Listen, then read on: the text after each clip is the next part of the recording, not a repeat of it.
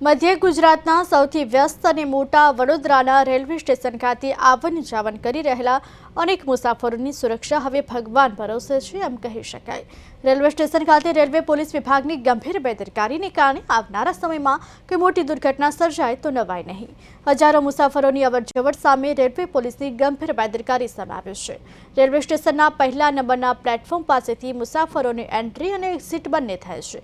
અહીં આવેલા ગેટ ખાતે પોલીસ કર્મચારીઓની ગેરહાજરીને લઈ રેલવે સ્ટેશન સહિત રેલવેમાં મુસાફરી કરનારા મુસાફરોની સુરક્ષાને લઈ સવાલો ઊભા થયા છે।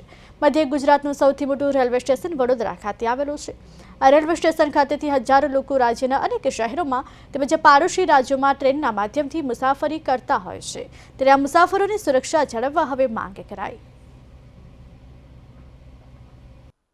દિવાળી જેવા ખૂબ મહત્વપૂર્ણ તહેવારોની અંદર રેલવે એકમાત્ર એવું માધ્યમ છે કે જેમાં મુસાફરો એક સ્થાનેથી બીજા સ્થાને જતા હોય છે। મધ્ય ગુજરાતનું સૌથી મોટું કહી શકાય તેવું વડોદરા રેલવે સ્ટેશન આ દિવાળીના તહેવારની અંદર વ્યસ્ત બનશે, ત્યારે રેલવે સ્ટેશન ખાતે કોઈપણ પ્રકારની અનિચ્છનીય ઘટનાઓને ટાળવા માટે વેસ્ટર્ન રેલવે પોલીસ દ્વારા પૂરતા પ્રમાણમાં બંદોબસ્ત સાથેના પ્રયાસો કરવામાં આવે છે। ત્યારે આપણી સાથે વેસ્ટર્ન રેલવે પોલીસના સુપ્રિન્ટેન્ડન્ટ ઓફ પોલીસ અભય સોની છે, તેમની સાથે વાત કરીશું।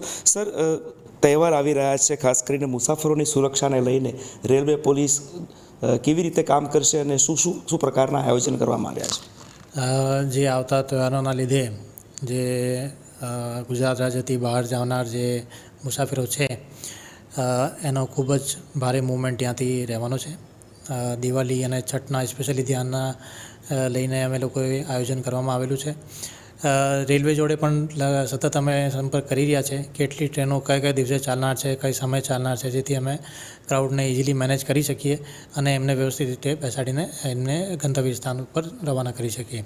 એના સિવાય અમે લોકોએ જે વડોદરાના જે મુખ્ય પ્લેટફોર્મ છે, વડોદરા શહેરનું સ્ટેશન અને છાયાપુરી સ્ટેશન ઉપર અમે વિશેષ બંદોબસ્ત રાખનાર છે અને સતત અમારી પેટ્રોલિંગ અને ચેકિંગ આ સ્ટેશનો ઉપર ચાલુ છે। એના સિવાય આગામી સમયમાં દિવાળી જેવા તહેવારો આવી રહ્યા છે, ત્યારે મધ્ય ગુજરાતનું સૌથી વ્યસ્ત ગણાતું વડોદરા રેલવે સ્ટેશન જે છે એ રેલવે સ્ટેશન ઉપર પોલીસ વિભાગ દ્વારા સુરક્ષાને ધ્યાનમાં રાખીને કેવા પ્રકારની તૈયારીઓ કરવામાં આવી છે તે માટે પ્રદેશ 24 ગુજરાતી આજે વડોદરા રેલવે સ્ટેશન ખાતે પહોંચ્યું છે। મહત્વની વાત છે કે સ્ટેશન ઉપર જે સ્કેનર મશીન આવેલું છે એ સ્કેનર મશીન આ રિયાલિટી ચેક દરમિયાન બંધ હાલતમાં જોવા મળ્યું છે। અહીંયા ઉલ્લેખનીય છે કે વડોદરા રેલવે સ્ટેશન ઉપર બે ગેટ પર બે અલગ અલગ આ પ્રકારના સ્કેનર મશીન મૂકવામાં આવેલા છે, જેમાં મુસાફરોનો જે સામાન છે એ સામાનનું ચેકિંગ કરવામાં આવતું હોય છે। જો મુસાફર પાસે કોઈ શંકાસ્પદ સામગ્રી મળે તો આ સ્કેનર મશીન તેને ડિટેક્ટ કરતું હોય છે, પરંતુ રેલવે વિભાગની બેદરકારી અહીંયા છતી થયેલી દેખાય છે। આ બંને સ્કેનર મશીન બંધ હાલતમાં છે। આ ઉપરાંત રેલવેના જે પ્રવેશ દ્વારો છે, પ્રવેશ દ્વારો ઉપર ગુજરાત રેલવે પોલીસ અને આરપીએફના જવાનોની ડ્યુટી હોવી જોઈએ, જે ડ્યુટી અહીંયા જોવા મળતી નથી, જેને લઈને રેલવે પરિસરની અંદર કોઈ ઘટના બનશે તો તેના માટે જવાબદાર કોણ તેવા સવાલો પણ ઊભા થાય છે। અલબત્ત તહેવારનો સમય છે, ત્યારે મોટી સંખ્યાની અંદર પરપ્રાંતિયો મધ્ય ગુજરાતના સૌથી વ્યસ્ત ગણાતા રેલવે સ્ટેશન ખાતેથી પોતાના રાજ્યોમાં જતા હોય છે, ત્યારે પોલીસ વિભાગ સતર્કતા રાખીને પોતાની ફરજ